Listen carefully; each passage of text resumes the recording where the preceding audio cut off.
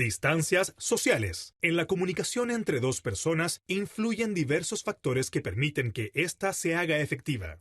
El habla, los movimientos del rostro, los gestos corporales pueden incidir en la forma en que el otro entiende lo que se quiere comunicar. En esta animación profundizaremos en el término proxemia, que fue introducido por el antropólogo Edward T. Hall en 1963 para describir las distancias medibles entre la gente mientras éstas interaccionan entre sí.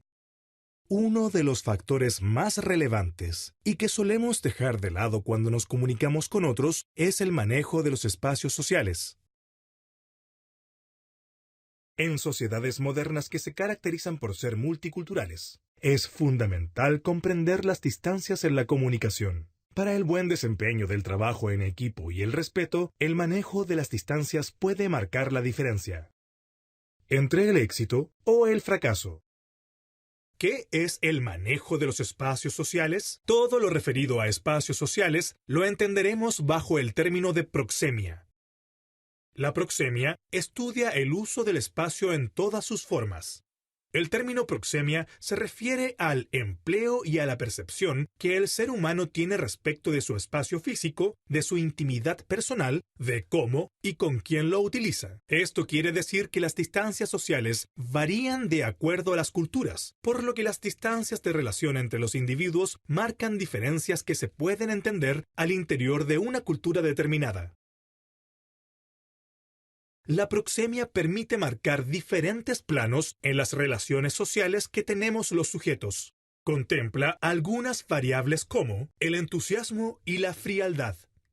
Por ejemplo, al encontrarse con un amigo después de un tiempo, no es igual que encontrarse con alguien que se conoce y se ve cotidianamente. La distancia, entonces, se encuentra en relación a la afectividad que se tiene con una persona, la formalidad y la informalidad. Se puede diferenciar entre la relación con un colega de trabajo en la oficina versus la misma relación en una actividad lúdica. La relación y el estatus. La distancia también relaciona la jerarquía con el estatus de la persona. Mientras mayor sea la diferencia de estatus, más distancia se establece. Y los espacios sociales son espacios relacionales donde los sujetos humanos interactúan. Estos espacios de interacción están mediados por distancias que determinan un tipo de relación comunicacional. Un espacio social establece una distancia en la comunicación regulada por la comunicación no verbal. La comunicación no verbal, a su vez, define el sistema de comunicación. A la distancia que utilizamos para comunicarnos con las otras personas, la llamamos espacio corporal. El espacio corporal es la necesidad que tenemos de mantener un intervalo de lugar con el fin de conservar nuestro propio espacio. La distancia y el espacio siempre dependerán de nuestras necesidades sociales. Cuando existe una contradicción entre la conducta verbal y la no verbal, esta última parece más creíble. Por ejemplo, si un sujeto expresa públicamente no ser racista y al encontrarse con una persona de color, sus gestos y la distancia, kinestesia y proxemia, no se ajustan al discurso verbal, nos apoyaremos en el comportamiento no verbal para hacer una lectura sobre este sujeto. Podríamos creer que efectivamente es racista. ¿Qué pasa entonces con el manejo de los espacios sociales en un contexto de ejercicio de poder? Para comprenderlo mejor, vamos a ejemplificar. Uno de los roles del gerente general, sumado al de líder, es el de comunicador. Ellos deben dirigir con eficiencia y eficacia a las personas de una empresa y, por lo tanto, requieren la comprensión de diversos factores del comportamiento humano. Cuando nos comunicamos, lo que una persona intenta transmitir podría ser distinto de lo que la otra persona interpreta al recibir el mensaje. Por esta razón, todos los aspectos comunicacionales son importantes, y la proxemia debe ser una de estas al hablar de liderazgo.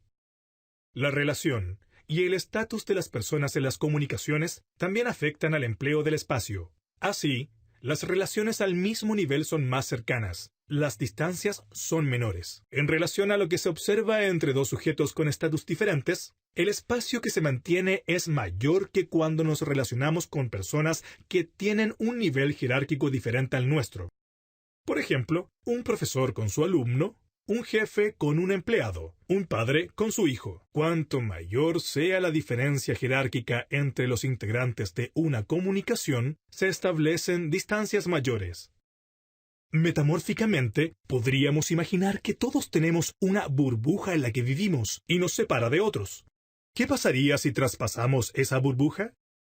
Traspasar esa burbuja podría significar varias cosas.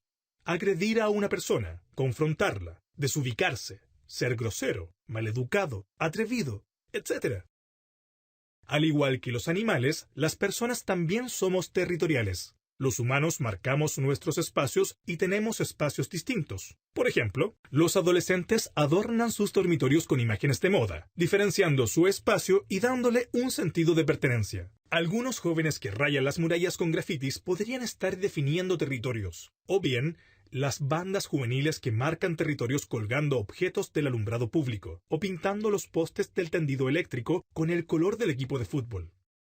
El espacio territorial es el espacio definido que le pertenece a un sujeto, o tiene mayor dominio de él. Esta división territorial también tiene su expresión dentro de la familia, por ejemplo, dentro de nuestra casa.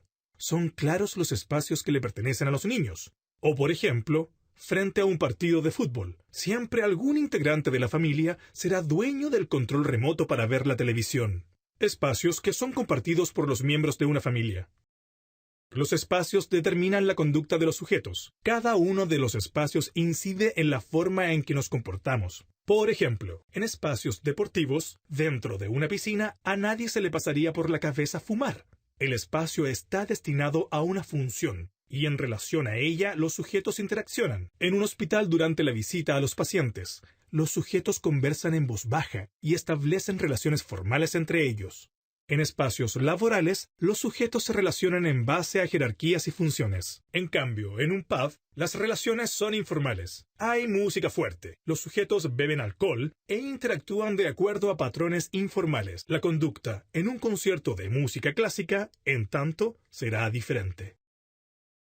De las distancias y espacios establecidos por los seres humanos en diferentes situaciones, Edward Hall distingue básicamente 5. 1. Distancia íntima. Es la distancia que establecemos con sujetos con los que tenemos mayor confianza. Un ejemplo son las relaciones amorosas, las confidencias y toda aquella relación donde el contacto físico está permitido. Esta relación acepta el calor corporal del otro.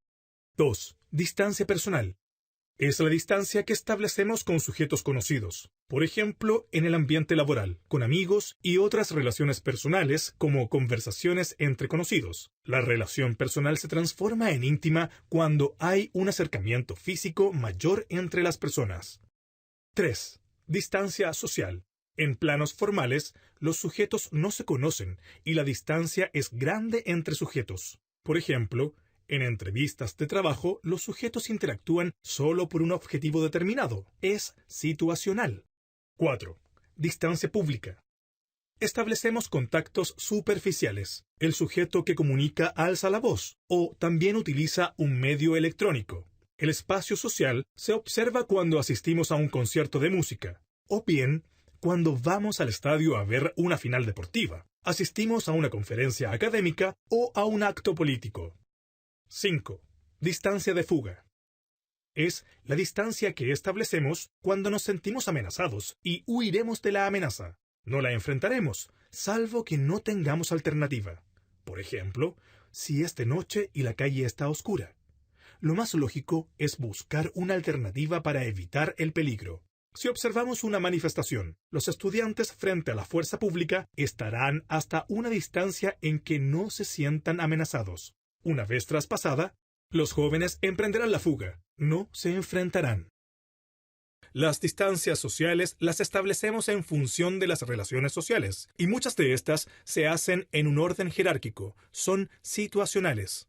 Por esta razón, quienes dentro de la jerarquía social tienen el poder, es importante que hagan una reflexión sobre cómo las gestionan. Este análisis es fundamental para quienes tienen el rol de liderazgo. En relación a todos los espacios y distancias analizadas, ¿ha pensado de qué manera las gestiona dentro de su espacio laboral? Por ejemplo, si usted tiene que realizar alguna reunión, ¿Cómo selecciona los espacios físicos para realizarlas? ¿Escoge un espacio neutral? ¿La oficina de algún empleado? ¿En la oficina del jefe? Analícelo.